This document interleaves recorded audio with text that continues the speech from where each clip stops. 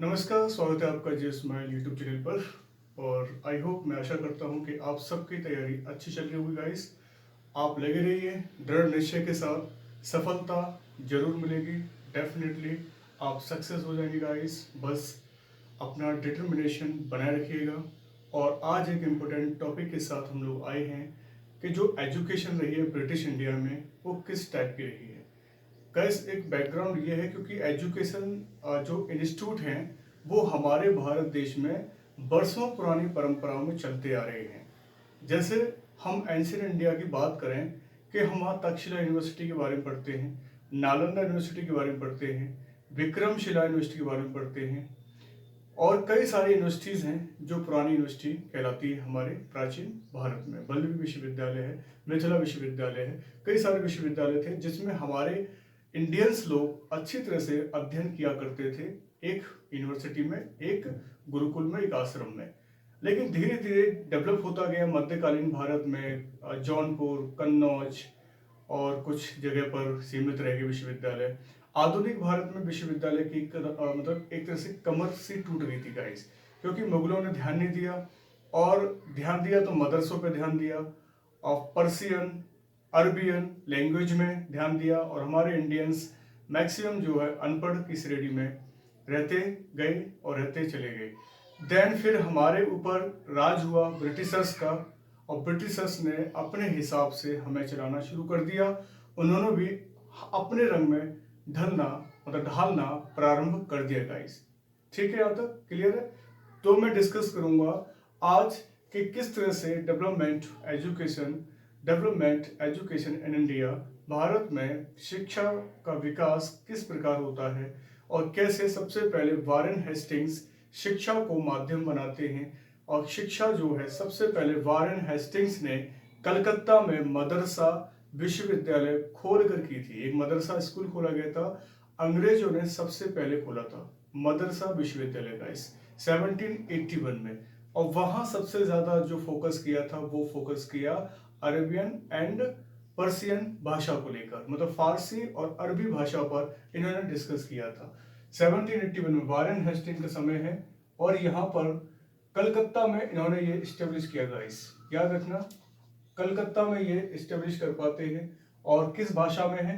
Persian and Arabian language में है guys. ठीक है, सारे मैंने मैक्सिमम पॉइंट लिख दिए हैं जो आपके काम आएंगे आपके एग्जाम्स में, चाहे आपका लोअर पेपर हो चाहे हायर पेपर हो, उसमें ये शिक्षा का, एजुकेशन का एक जो कंटेंट आपके लिए मैं लेके आया हूँ, सारे क्वेश्चन आपके यहीं से बन जाएंगे, एक भी क्वेश्चन बाहर नहीं जाने वाला गाइस। ठीक है, तो कलकत्ता में 1781 में स्थापित किया वारेन हेस्टिंग्स ने मदरसा गाइस, याद रखना। ठीक है, क्या स्थापित? मदरसा स्थापित किया। अब मदरसा आप जानते हैं कि वो इसे मुस्लिम शिक्षा के लिए, मतलब मुस्लिम एजुकेशन के लिए बढ़ावा दिया गया था। वही प्रोपेगेशन एजेंडा था इन लोगों का, उसी का प्रचार प्रसार करना था, जिसमें पर्शियन और अरबियन भाषा को रखा गया था।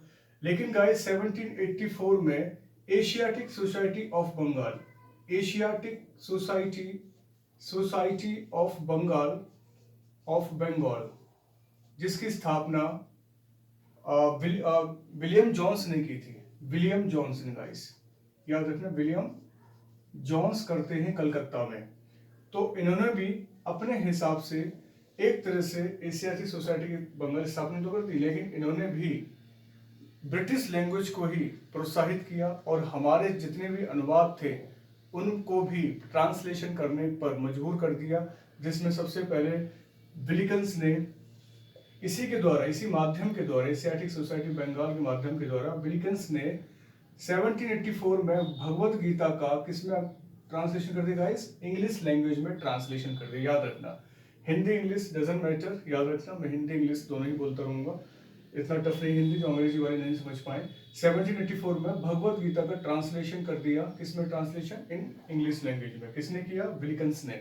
विलिकन्स ने एक नहीं किया, कई सारी किताबों का इन्होंने ट्रांसलेशन किया, याद रखना। 1787 में हितोपदेश इंग्लिश में हितोपदेश का इंग्लिश में ट्रांसलेशन किया विलिकन्स के द्वारा। ये सब हमारे ग्रंथ हैं जो संस्कृत में लिखे हुए थे।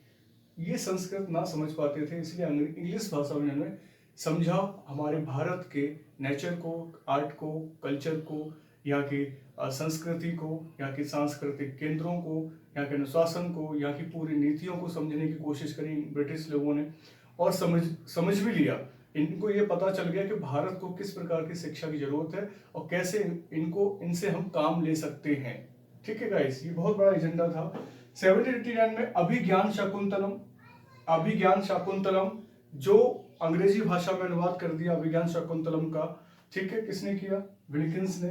देन 1792 में गीत गोविंद की भी मतलब अंग्रेजी भाषा में अनुवाद कर दिया किसने?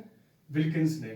ठीक है गाइस, तो याद रखना इंपॉर्टेंट पॉइंट है कि विल्किंस द्वारा कितनी पुस्तकों का अंग्रेजी में अनुवाद हुआ, जो मेजर मैंने 4 लिख दी हैं जो यहाँ पर हैं गाइस। ठीक है, देन मनुस्मृति का अनुवाद हुआ था जिसे हम कहते हैं a code of Hindu law. Manusmriti कहते हैं सबसे प्राचीन स्मृति है गाइस समझने के लिए। ठीक है, और मनुस्मृति में मनु सतकृपा की बहुत बड़ी कहानी, सतकृपा की कहते हैं, यहीं से दुनिया स्टार्ट हुई, वो अलग ग्रंथों में लिखा हुआ है। तो मनुस्मृति का अनुवाद ए कोड ऑफ हिंदू लॉ के हिसाब से किया गया था 1794 में किया गया था। ठीक है ना, a code of Hindu law English translation था, 1794 में किया गया था। अपने हिसाब से ग्रंथों को अनुवाद करते जा रहे हैं, ये भी काफी टैलेंटेड थे, ऐसी बात नहीं। पहले इन्होंने संस्कृत सीखी, संस्कृत से फिर इन्होंने अंग्रेजी में इसका अनुवाद कर दिया पढ़कर। ठीक है गाइस, देन इधर 1791 में जोनाथन डंकन के प्रयास से गाइस बनारस में संस्कृत कॉलेज खोला गया। कई बार पूछे गए क्वेश्चन इंपोर्टेंट से आ रहे थे। संस्कृत कॉलेज की भी स्थापना इस्टेब्लिश कर दिया, संस्कृत कॉलेज ओपनड। ठीक है, कहाँ? इन बनारस। किसके द्वारा? जोनाथन डंकन के द्वारा 1791 में गाइस, याद रखना। एंड 1800 में वेलेज अली ने कंपनी के आईसीएस की शिक्षा के लिए फोर्ट विलियम की स्थापना कर दी। याद रखना, जो असैनिक लोग थे उनकी शिक्षा के लिए, उनके एजुकेशन के लिए फोर्ट विलियम एट कलकत्ता। पूछा जाता है कि फोर्ट विलियम की स्थापना किसने की, तो आप बता सकते हैं वेलेज अली ने। कंपनी के जो भी आईसीएस अधिकारी होते थे, मतलब जो हमारे नन सोल्जर होते थे, की शिक्षा के लिए फोर्ट विलियम बनाया। फोर्ट विलियम में ही उन्होंने अपना रेजिडेंस बनाया, स्कूल बनाया, ताकि उनके लोग शिक्षा ग्रहण कर सकें कलकत्ता में गाइस, याद रखना। 1822 में एंग्लो हिंदू कॉलेज की स्थापना की गई, एंग्लो हिंदू कॉलेज, जो बाद में इंडियन एकेडमी बना था, याद रखना। ठीक है, 1822 में एंग्लो अंग्रेज होते हैं, English, and Hindu we are मतलब हम लोग, तो एंग्लो हिंदू ऐसे बोला गया। एंग्लो हिंदू कॉलेज स्थापना की, जो बाद में इंडियन एकेडमी कहलाएगा, इस याद रखना। 1822 में 1817 में हिंदू कॉलेज बना, और वो भी किसके प्रयास से? डेविड हेयर के प्रयास से। डेविड हेयर कंटेम्प्रेरी ऑफ राजा राम मोहन राय, और राजा राम मोहन राय को भी हम शिक्षा का एक अग्रदूत कहते हैं। ठीक है गाइस, हमारे राजा राम मोहन राय, ठीक है, राम मोहन राय कहते हैं। राजा की उपाधि अकबर सेकंड ने दी थी, और अकबर सेकंड की पेंशन रोक ली गई थी, इसलिए उनको ब्रिटेन भेजा गया था, और 1833 में ही ब्रिटेन में ब्रिस्टल में ही उनकी डेथ हो जाती है। वो अलग चैप्टर है, बताएंगे इसमें। ठीक है, तो डेविड हेयर 1817 में हिंदू कॉलेज स्थापना करते हैं। अब देखिए, आप जितने भी कॉलेज स्थापित हो रहे हैं, जितने भी अनुवाद हो रहे हैं, सब ब्रिटिश लोग कर रहे हैं। यहाँ पर कोई हमारा व्यक्ति यहाँ पर अभी तक नहीं आया। देखो, जोनाथन डंकन, वेलेज अली, इधर आपके डेविड हेयर, इधर विल्किंस और वारेन हेस्टिंग्स अपने हिसाब से भारत को चलाने का प्रयास कर रहे हैं, अपने हिसाब से भारत में लैंग्वेज लाने का प्रयास कर रहे हैं, और अपने हिसाब से भारतीयों को उस भाषा में रंगने का प्रयास कर रहे हैं, ताकि ये कहते नहीं कि बस जो ब्रिटिश की वेशभूषा में दिखे, वो बोलता क्या हो, जबरदस्त इंग्लिश, तो वो सारी चीज़ें, वो हुनर, वेशभूषा सब पहनाना चाहते थे हम लोगों को, ताकि हम उन्हीं के ही अधीन काम कर सकें। ठीक है भाई, 1854 में चार्ल्स वुड डिस्पैच आता है, जिसे हम कहते हैं भारतीय शिक्षा का मैग्ना कार्टा। कई बार पूछे जाते हैं क्वेश्चन, ये मतलब मोस्ट इंपोर्टेंट पॉइंट्स हैं, याद रखना। 1850 Charles Wood dispatch guys, Hindi में यही है, चार्ल्स वुड डिस्पैच, जिसे कहते हैं भारतीय शिक्षा का मैग्ना कार्टा। ठीक है, डलहौजी के समय लेके आई थी, डलहौजी के समय पर इसमें बात की गई थी। क्यों कहा गया था भारतीय शिक्षा का मैग्ना कार्टा? क्योंकि इसमें कितने अनुच्छेद है गाइस? आर्टिकल नंबर 100 अनुच्छेद होने की वजह से हम इसे कहते हैं भारतीय शिक्षा का क्या? मैग्ना कार्टा गाइस, याद रखना, भारतीय शिक्षा का मैग्ना कार्टा। 100 अनुच्छेद होने की वजह से हम लोग कहते हैं, इसमें 100 अनुच्छेद है, याद रखना।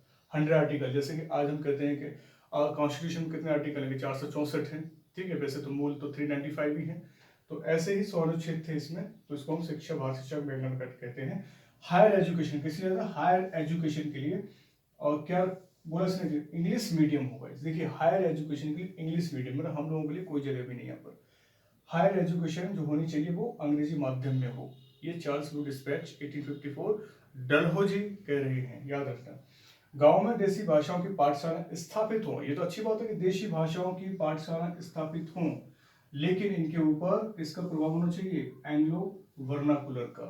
मतलब जो एंग्लो वर्नाकुलर स्कूल हैं उनका इम्पैक्ट दिखना चाहिए गांव में देशी भाषाओं की पाठशालाओं पर।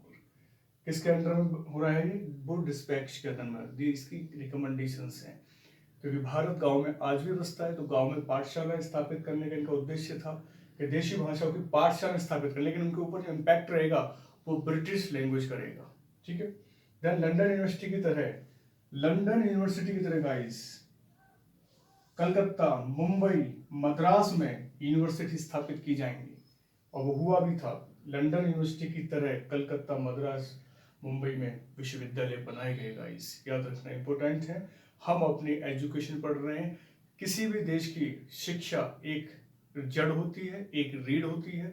अगर शिक्षा व्यवस्था नहीं तो उस देश की सब कुछ तहस नहस, मतलब एक तरह से उस देश की जो कैटेगरी है डेवलपमेंट की वो रुक जाएगी, अगर शिक्षा व्यवस्था नहीं हो पाई तो गाइस। इसलिए बहुत ज़रूरी है हमें एक शिक्षा का बैकग्राउंड को जान लेना है, थोड़ा बहुत पॉइंट, ताकि वो आपके काम आ जाए। मैं ज़्यादा फोकस नहीं कर रहा हूँ, बस इंपॉर्टेंट पॉइंट्स को मैं लिख लिया है ताकि मैं मैक्सिमम कवर कर सकूँ आपके लिए। ठीक है, एक बस यही ऑब्जेक्टिव है, याद रखना है आपको। तो लंदन यूनिवर्सिटी की तरह कलकत्ता, मुंबई और मद्रास में यूनिवर्सिटी बना दी गई गाइस। महिला शिक्षा को प्रोत्साहित किया गया यहाँ पर, मतलब फोकस किया गया एजुकेशन किस पे, जो फीमेल हैं, वुमेन्स एजुकेशन को लेकर काफी प्रयास किया गया। और इसी एक्ट के तहत, मतलब चार्ल्स वुड डिस्पैच के तहत 1855 में लोक शिक्षा विभाग बनाया गया, याद रखना है। ठीक है ना। पब्लिक एजुकेशन डिपार्टमेंट भी बनाया गया था, जैसे होता है ना लोक शिक्षा विभाग, लोक निर्माण विभाग, तो ये इसी ने बनाया था, डलहौजी ने लोक निर्माण विभाग भी बनाया था, पुलिस विभाग भी बनाया था। सबसे पहले ट्रेन इसी के काल में चली थी। तो हम बात अभी तो डिस्कस कर रहे हैं एजुकेशन सिस्टम की, तो इसलिए सारे पॉइंट नहीं बता रहा मैं। ठीक है, हम सिर्फ एजुकेशन पे ही बात करेंगे गाइस। ठीक है, तो ये बात होगी हमारी चार्ल्स वुड डिस्पैच की बात में। अगर और चार्ल्स वुड डिस्पैच की समीक्षा के लिए एक क्या आया यहाँ पर, हंटर एजुकेशन कमीशन लाया गया था। चार्ल्स वुड्स डिस्पैच की समीक्षा के लिए हंटर कमीशन लाया गया, हंटर कमीशन, हंटर शिक्षा आयोग। कब आएगा इस 1882 में, 83 में आता है। और कौन था यहाँ पर गवर्नर जनरल, रिपन था गाइस, याद रखना। वाइसराय कौन था, रिपन था। और इसने क्या किया, विल्सन हंटर, पूरा नाम था विल्सन हंटर की अध्यक्षता में 1882 में आयोग गठित किया गया था, याद रखना। 1882 में आयोग गठित किया गया था, और आयोग में 20 मेंबर थे। कितने मेंबर थे, 20, जिसमें से 8 इंडियन थे गाइस, डन, जिसमें से 8 मेंबर भारतीय थे और बाकी 12 मेंबर ब्रिटिशर्स थे। अब मेजोरिटी किसकी है, ब्रिटिशर्स की है। कोई भी बिल पास होगा तो किसके फेवर में होगा, ब्रिटिशर्स के फेवर में होगा। कोई नीति बनेगी तो किसके फेवर में होगी, ब्रिटिश के फेवर में होगी। तो इतना हमारा मतलब ज़्यादा ठीक नहीं था, भारतीय तो थे लेकिन वो दब के काम करने में मतलब मजा लेते थे, क्योंकि ज़्यादा इनको इंडिपेंडेंसी नहीं मिली थी, याद रखना है। ठीक है, और बाकी फिर 1882 में सबसे पहले पंजाब में विश्वविद्यालय खुला, 1887 में इलाहाबाद विश्वविद्यालय खुला, हंटर एजुकेशन कमीशन का, इसे याद रखना। हंटर एजुकेशन कमीशन में 1882 में कहाँ विश्वविद्यालय खुला, पंजाब, 1887 में इलाहाबाद में। सिर्फ इसका उद्देश्य था प्राथमिक शिक्षा का विकास करना, development of primary education and language होनी चाहिए रीजनल भाषा। ठीक है, वहाँ की मातृभाषा पर फोकस किया। इतने सालों बाद देखिए 1882 में मातृभाषा को ज्यादा से ज्यादा उन्होंने फोकस किया।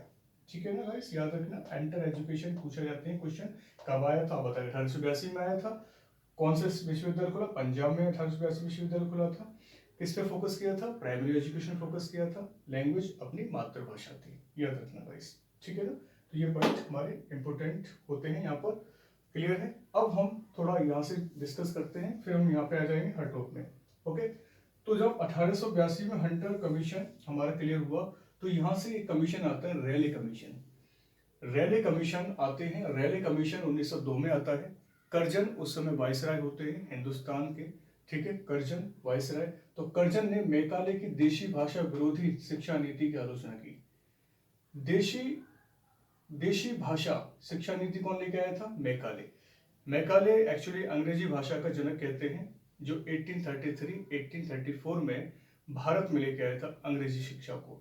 ठीक है ना। तो मैकाले की देशी भाषा का विरोधी शिक्षा नीति आलोचना की थी कर्जन ने, गाइस, लॉर्ड कर्जन ने। इस समय ये वायसराय था। और इसी 1902 में विश्वविद्यालय आयोग गठित किया गया था, यूनिवर्सिटी कमीशन गठित किया गया था, और एक्ट बना था 1904 का। यूनिवर्सिटी कमीशन गठित हुआ और एक्ट बना 1904 का। इंपोर्टेंट है, पूछा जाए विश्वविद्यालय अधिनियम कब आया तो बता सकते हैं 1904 को आया। पूछा जाए विश्वविद्यालय आयोग कब आया तो बताएंगे 1902 में आया। पूछा जाए विश्वविद्यालय आयोग जब बना था तब वायसराय कौन थे तो वायसराय कौन थे? कर्जन थे। इस तरह से क्वेश्चन पूछे जाते हैं।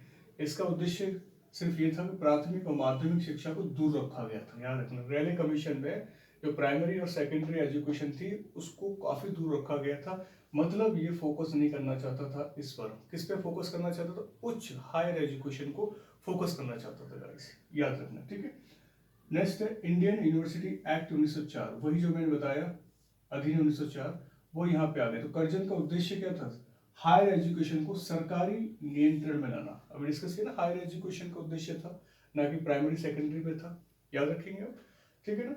कर्जन का उद्देश्य हायर एजुकेशन को सरकारी नियंत्रण में लाना था। मतलब जितनी भी यूनिवर्सिटी होंगी वो तो ऑलरेडी होंगी सरकारी नियंत्रण में, लेकिन यूनिवर्सिटी के अंदर भी कॉलेज होंगे। कॉलेज पर नियंत्रण किसका होगा? यूनिवर्सिटी का होगा। यूनिवर्सिटी पर नियंत्रण किसका होगा?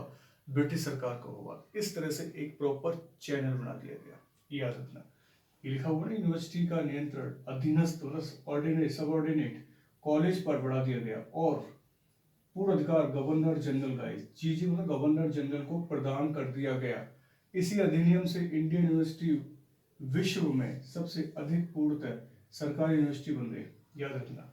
ठीक है ना। इसी अधिनियम से इंडियन विश्व भारतीय विश्वविद्यालय थे वो दुनिया भर में सबसे अधिक एंटायरली गवर्नमेंट यूनिवर्सिटी बन गई थी। मतलब पूर्णतः सरकारी यूनिवर्सिटी बन गई थी। किसके कारण बनी सरकारी यूनिवर्सिटी? मैक्सिमम कर्जन के समय पर मैक्सिमम सरकारी यूनिवर्सिटी तैयार कर दी गई गाइस। ठीक है, अपने हिसाब से ये यूनिवर्सिटी को चलाने लगा कर्जन, याद रखना है।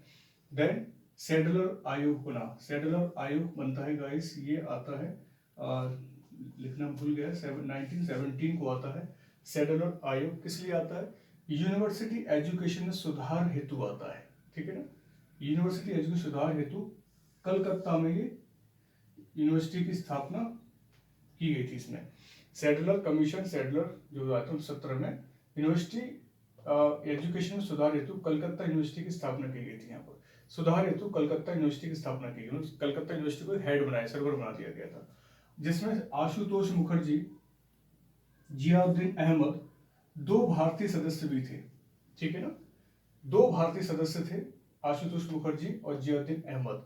ये पीसीएस और लोअर पीसीएस बाकी जो डिस्कस होता है अंदर के पॉइंट में वहां पे क्वेश्चन पूछे जाते हैं। बाकी एसएससी और वनडे एग्जाम से रिलेटेड बस इतना पूछा जाता है। सैडलर आयोग कब आया? 1917 पे आया था। इंडियन यूनिवर्सिटी आयोग कब आया? बस उनकी डेट पूछ ली जाती है, मतलब ईयर पूछ ली जाती है, और किसका अनुवाद किसमें अंग्रेजी भाषा में हुआ था। मतलब ये वीडियो ऐसा नहीं कि सिर्फ वनडे के लिए है या सिविल के लिए है, दोनों के लिए है। ये बस पॉइंट्स मैंने थोड़ा डेप्थ में लिख दिए हैं, थोड़ा इंपॉर्टेंट रहेगा अगर जो हमारे यंगस्टर हैं तैयारी कर रहे हैं। तो आशुतोष मुखर्जी, जियाउद्दीन अहमद, दो भारतीय सदस्य भी थे, 2 इंडियन मेंबर थे जो इसमें शामिल थे सैडलर कमीशन में गाइस। ठीक है ना। इसने क्या किया? जो इंडियन यूनिवर्सिटी एक्ट 1904 था इसकी निंदा करी। 1904 एक्ट की निंदा की, आलोचना कर दी कि हम नहीं चाहते कि यूनिवर्सिटी का नियंत्रण अधीनस्थ कॉलेज पर। मुझे सॉवरेन कॉलेज हैं, आज जो कॉलेज हैं वो किसी के अंडर में तो नहीं, यूनिवर्सिटी के अंडर में है, और यूनिवर्सिटी किसके अंडर में? सरकार के अंडर में है। तो इसने निंदा की कि भाई ऐसा नहीं होना चाहिए। सैडलर ने कहा कि हम 1904 के एक्ट की हम क्या करते हैं? क्रिटिसाइज करते हैं, हम इसको नहीं मान रहे। और यहाँ पर फोकस किया, सीनियर सेकेंडरी जो होता है वो 12 वर्ष की परीक्षा होनी चाहिए। सीनियर सेकेंडरी 12 वर्ष, मतलब 12th में बच्चा आएगा तो 12 वर्ष मतलब हो जाती है, क्लास 1 से लेकर 12 तो 12 वर्ष की हो। ठीक है, मतलब इसके बिहार पर इंटर कॉलेज खुले, याद रखेंगे इंटर कॉलेज आ रहे हैं 12th प्लस के सीनियर सेकेंडरी स्कूल जो खुले हुए हैं। ठीक है ना, तो सीनियर सेकेंडरी खुले स्कूल का वो किससे हुए थे? सैडलर कमीशन से हुए थे, याद रखना। इंटर कॉलेज ओपन हुए थे इसकी वजह से। और इसी में ही सेंट्रल कमीशन में ग्रेजुएशन को 3 वर्ष की डिग्री की भी सिफारिश की गई थी कि जो बच्चा 12th करेगा और एडमिशन लेगा तो ग्रेजुएशन करेगा तो 3 साल का लिए होगा, याद रखना। कितने इंपॉर्टेंट पॉइंट है गाइस, पॉइंट देखिए हम जो एजुकेशन ले रहे हैं हमको नहीं पता एजुकेशन सिस्टम क्या था।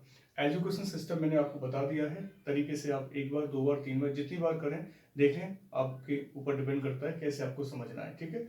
मोस्ट इंपोर्टेंट पॉइंट्स हैं, कहीं आपको बुक्स में इतने सारे पॉइंट नहीं मिलने वाले, ठीक है। मिलेंगे तो सिविल सर्विसेज एनसीईआरटी में ज्यादा से ज्यादा मिलेंगे, ठीक है गाइस। तो याद रखना ग्रेजुएशन की डिग्री 3 साल के लिए निर्धारित कर दी गई थी, जो आज भी हमारे कहीं कहीं चल रहा है, कहीं 4 साल कहीं 3 साल का। इसे महिला शिक्षा बोर्ड का गठन किया गया था, यहाँ पर जो वुमेन्स एजुकेशन बोर्ड है तो उसका भी यहाँ पर गठन किया गया था, याद रखना। साथ में वोकेशनल कॉलेज भी ओपन हुए, जो व्यवसायिक स्कूल हैं उनको भी खोला गया कि बच्चे व्यवसायिक जैसे आईटीआई है, पॉलिटेक्निक है, ठीक है, छोटे मोटे जो व्यवसायिक स्कूल हैं उनको भी खोला गया। कहाँ? सेटलर कमीशन के अंडर में गाइस, ओके। बहुत अच्छा था, पास भी हो गया था, बात में मानी गई थी। तो यहाँ तो हमने डिस्कस कर लिया। अब नेक्स्ट जो कमीशन आता है वो आता है हमारा, एक हार्टो कमेटी आती है। हार्टो कमेटी आती है 1929 में। हार्टो कमेटी की अलग अलग बातें हैं, मैं बताऊंगा यहाँ पर। पहले हमें पॉइंट ऑफ व्यू क्या, एसएससी पॉइंट ऑफ व्यू से क्या सकते हैं, हार्टो कमेटी कब आया, तो आप बताएंगे 1929 में आया था। और किस पे जोर था गाइस? वही व्यवसायिक और औद्योगिक शिक्षा पर जोर था, व्यवसायिक और औद्योगिक शिक्षा पर। तो यह गाइस हार्टो कमेटी व्यवसायिक और औद्योगिक शिक्षा पर ध्यान दिया गया, औद्योगिक शिक्षा व्यवसायिक शिक्षा पर। 1935 में ही सेंट्रल एजुकेशन एडवाइजरी बोर्ड को पुनर्गठित किया गया था, रिऑर्गेनाइज किया गया था। हार्टो कमेटी 1929 के अंतर्गत, याद रखना है। इसके बाद क्वेश्चन आता है वर्धा प्रस्ताव कब आया था? Wardha scheme, Wardha scheme actually Gandhi ji लेके आए थे 1937 में। ऑब्जेक्ट क्या था? हस्त उत्पादन कार्य, हस्त उत्पादन मैनुअल प्रोडक्टिव वर्क। उसमें क्या था? फ्री एजुकेशन थी, कंपलसरी एजुकेशन थी, फ्री भी थी, लगभग 7 वर्ष तक, और लोकल लैंग्वेज पर फोकस किया था। वर्धा स्कीम जो आई थी, वर्धा प्रस्ताव, पुणे में पास किया था महात्मा गांधी के द्वारा, वर्धा प्रस्ताव, याद रखना, जिसमें अनिवार्य एजुकेशन थी, ठीक है, फ्री एजुकेशन थी, 7 वर्ष के लिए थी, और लोकल लैंग्वेज में बात की थी। महात्मा गांधी ने पहली बार वर्धा में बात की थी, याद रखना, ठीक है। महाराष्ट्र में पड़ता है गाइस, याद रखना। नेक्स्ट आता है राधा कृष्ण कमीशन, काफी इंपोर्टेंट पॉइंट्स हैं आपके। राधा कृष्ण कमीशन जो आता है वो आता है 1948 में, याद रखना है। और वर्ष में कम से कम 180 दिन की पढ़ाई, एक साल होती है तो एक साल में कितने दिन की पढ़ाई होनी चाहिए? 180 दिन। आज भी इतनी होती है, चाहे छोटे बच्चों को स्कूल हो, चाहे मिडिल स्कूल हो, चाहे सीनियर सेकेंडरी हो, चाहे यूनिवर्सिटी हो, 180 से कम होती है। आज तो 130 140 दिन रह गई बस, 365 दिनों में आधे साल ही खुलते हैं स्कूल हमारे। कहाँ पढ़ाई होती है? पढ़ाई के नाम पे धब्बा है आजकल के स्कूल कॉलेज, अगर देखा जाए तो, क्योंकि छुट्टी है, एजुकेशन का कोई नामो निशान नहीं है, अच्छी की तरह से एजुकेशन प्रोवाइड करें, या हम अच्छी तरह से हम स्कूल के एजुकेशन को बढ़िया मोटिवेट करें और स्ट्रॉन्ग बनाएं, पॉलिसी स्ट्रॉन्ग करें। लेकिन नहीं, बिजनेस एम्पायर है, छोटे छोटे बच्चों की फीस इतनी हाई फीस है, फिर उनकी किताबों की फीस है, ट्यूशन फीस है, ट्रांसपोर्ट फीस है, एंड कितनी फी बन जाती है बच्चों की, छोटे छोटे बच्चों की फी, और बड़े लेवल तक फी। बच्चा कुछ नहीं सीख पा रहा है, रट्टाफिकेशन चल रहा है गाइस, सिस्टम बहुत ज़्यादा इस समय लो है, बस बिजनेस के लिए ही स्कूल खोले जा रहे हैं। और इसी राधा कृष्ण कमीशन में शिक्षा को कंकरेंट लिस्ट में रखा गया, ठीक है, रखा जाए, ये बात की गई थी इसमें। और जो 80 दिन की पढ़ाई होनी चाहिए वो कैसे होनी चाहिए? जनरल एजुकेशन होनी चाहिए, लिबरल होनी चाहिए, लिबरल माने संस्कारी शिक्षा होनी चाहिए, और व्यावसायिक शिक्षा होनी चाहिए। संस्कारी शिक्षा तो आज के डेट में खत्म है, ठीक है, आज की डेट में सिर्फ वोकेशनल, ठीक है ना, मतलब ऑक्यूपेशनल और जनरल एजुकेशन चल रही है गाइस। देन सबसे इम्पोर्टेंट पॉइंट क्या रह गया इसमें? 1953 में यूनिवर्सिटी ग्रांट कमीशन खोला गया, यही यूजीसी जो फेलोशिप देती है शोधार्थियों को रिसर्च करने के लिए, ठीक है, पैसे देती है, अनुदान देती है, ग्रांट देती है हायर एजुकेशन के लिए, याद रखना है। और नेक्स्ट जो एजुकेशन आता है कोठारी शिक्षा आयोग 1964-66 में, इसने बात की थी हाई लेवल पर शिक्षा आयोग गठित होगा, हाई लेवल पर शिक्षा आयोग गठित होगा, और समाज सेवा, कार्य अनुभव, नैतिक शिक्षा पर बल दिया जाएगा, और राष्ट्रीय आय का 6% शिक्षा पर व्यय होना चाहिए। किसने बोला? कोठारी आयोग, डीएस कोठारी साहब ने बात की थी, 1964-66 तक चला था। इन्होंने कहा जो राष्ट्रीय आय है, राष्ट्रीय आय में से 6% जो पैसा है वो शिक्षा पर व्यय करना चाहिए, और इस पर फोकस किया गया जिनको पास वर्क एक्सपीरियंस हो, देखो लिखा है यहाँ पर, सोशल सर्विस हो, मोरल एजुकेशन हो, उस पर बढ़ावा दिया गया। मतलब कहाँ, कोठारी शिक्षा आयोग में। कोठारी शिक्षा आयोग ने काफ़ी अच्छा काम किया कि राष्ट्रीय आय का 6% शिक्षा पर व्यय होना चाहिए। आजकल कहाँ है, शिक्षा की जीडीपी बिल्कुल डाउन है, सबसे कम है शिक्षा पर जीडीपी। और ये नेशनल एजुकेशन पॉलिसी में भी ये पॉइंट ऐड किया गया था कोठारी आयोग वाला, क्योंकि नेक्स्ट हेडिंग कौन सी है, नेशनल एजुकेशन पॉलिसी कब आई थी, 1968 में आई थी, याद रखना। स्वतंत्र भारत की प्रथम शिक्षा नीति थी, स्वतंत्र भारत की प्रथम शिक्षा नीति गाइस कोठारी आयोग की सिफारिश पर गठित की गई थी। ये भी कौन सी, नेशनल एजुकेशन पॉलिसी। याद रखना, सारे पॉइंट इंपोर्टेंट हैं, जो समझ में ना आए कमेंट कर दिया करें, ठीक है। इशू नहीं बनाया करें सर समझ में नहीं आ रहा है, नहीं आ रहा, वो डजंट मैटर, लेकिन आप कमेंट बताया करें सर कोई क्वेश्चन छूट गया तो मैं बताऊंगा, कोई अगर एरर भी हो जाता है, क्योंकि पढ़ाते समय अगर एक दो क्वेश्चन में एरर आ गया तो बताइए, मतलब बताया करें, आप लोग डिस्कस किया करें तो ठीक रहेगा, कमेंट किया करें, नहीं होता कोई इशू नहीं, मैं ये नहीं कह रहा कमेंट करें आप, लेकिन आपको अगर लगता है तो किया करें, ठीक है गाइस। तो सिफारिश पर 14 वर्ष तक शिक्षा कैसे होगी, फ्री होगी, जो आज चल रही है। 14 वर्ष पर शिक्षा क्या है, फ्री है और कंपलसरी है, ठीक है ना, फ्री और कंपलसरी है, अनिवार्य है और फ्री ऑफ कॉस्ट है। किस पर फोकस किया गया, कृषि और औद्योगिक शिक्षा पर। और शिक्षा की संरचना कैसी थी, 10+2+3। आजकल की जो नेशनल एजुकेशन पॉलिसी है, मैं आज की बता देता हूँ, 5+4+4+3 आज की डेट में है, ये जो आई थी 2020 में, नेशनल एजुकेशन पॉलिसी, याद रखना गाइस। और 1968 में नेशनल एजुकेशन पॉलिसी आई, 14 वर्ष तक अनिवार्य शिक्षा थी, कृषि औद्योगिक शिक्षा का विकास था। शिक्षा की संरचना कैसी थी, 10+2+3, मतलब 10 तक बच्चा क्या है, जनरल शिक्षा सीखेगा, 2 पर क्या करेगा, उच्च माध्यमिक शिक्षा सीखेगा, और 3 पर क्या है, जो आपकी ग्रेजुएशन का कोर्स होता है वो करते हैं। तो 10+2+3 वाला कर दिया कैंसिल, अब कौन सा आ गया, 5+4+3, 3 वही रहेगा जो हम ग्रेजुएशन करते हैं, 4 आपका मिल गया 10th और 12th को मिलाकर, बाकी 5 और 4 क्या हो गया, आपकी जो हायर एजुकेशन है और जो उच्च प्राथमिक है उसको मिलाकर। तो ये new education national education policy के तहत डिस्कस किया गया। आज के पॉइंट में ये आ गया है, और बाकी जो इतिहास के पॉइंट हैं, इतिहास में जो एजुकेशन रही है प्राचीन काल से आधुनिक भारत तक के, तो मैंने पॉइंट बता दिए हैं। बाकी मैंने वैसे मोस्ट इंपोर्टेंट पॉइंट डिस्कस किए, ब्रिटिश काल में एजुकेशन पॉलिसी का क्या अस्तित्व था और कौन कौन से पॉइंट हमारे इंपॉर्टेंट रहेंगे, इस बेस पे मैंने यहाँ डिस्कस किया है। इस वीडियो में लगभग 30 मिनट का ये वीडियो रहेगा। आप गाइस डिस्कस करें, देखा करें इन चीज़ों को, शेयर भी किया करें, लाइक भी कर दिया करें, ठीक है। ग्रोथ अगर अच्छी होगी तो मुझे लगता है वहाँ फसल अच्छी उगेगी, पानी कंटिन्यू लगता रहेगा खेतों में, तो मुझे लगता है किसान दुखी नहीं होगा। एक तरह से टीचर एक किसान का रोल प्ले करता है आप लोगों के लिए, पूरा खेतों को उसको जोतता है, फिर पानी भरता है उनके अंदर, ठीक है ना, फिर वो फसल पैदा होती है, वो फसल फिर आप लोगों के पास जाती है। तो वही एक किसान, एक टीचर एक अच्छा काम करता है देश के हित के लिए। तो वही हम लोग एक प्रयास है ताकि हम आपको एक अच्छी चीज़ दे सकें, ठीक है गाइस। अपना ख्याल रखिएगा, और नेक्स्ट वीडियो के साथ हम लोग बात करेंगे। वीडियो को समझाने का महत्व मेरा इतना ही था, बाकी आप जानते हैं सिस्टम कैसा है एजुकेशन का, आज का सिस्टम कैसा है और कल कैसा था तो आप छोड़ ही दो कि कितने पढ़े लिखे थे। आज की डेट में पढ़े लिखे होने के बावजूद भी हमें नॉलेज नहीं है, अवेयर नहीं है, जागरूक नहीं है, बस रट्टाफिकेशन चल रहा है स्कूल से लेकर कॉलेज तक की पढ़ाई में। 10% 5% हैं, मुट्ठी भर बच्चे हैं जो निकल जाते हैं पढ़ के आराम से। बाकी एजुकेशन सिस्टम ऐसा बना दिया है कि बस अपना टाइम पास करो, डिग्री लो, शादी करो, ठीक है। ये सारी एजुकेशन आजकल के सिस्टम में फैली हुई है। एजुकेशन को हमें अच्छा करना है। अगर सरकार पहले ही आर्टिफिशियल इंटेलिजेंस ले आती है एजुकेशन सिस्टम में, कोई दिक्कत नहीं होती। आज सरकार ने आर्टिफिशियल इंटेलिजेंस लागू की है, अब देखते हैं कहाँ तक ये हमारी सरकार सफल होती है आर्टिफिशियल इंटेलिजेंस से। हो सकता है हमारे बच्चे काफ़ी एक्टिव रहे इन चीज़ों से, ठीक है, और आगे अपने कैरियर को बना सकें गाइस, ठीक है।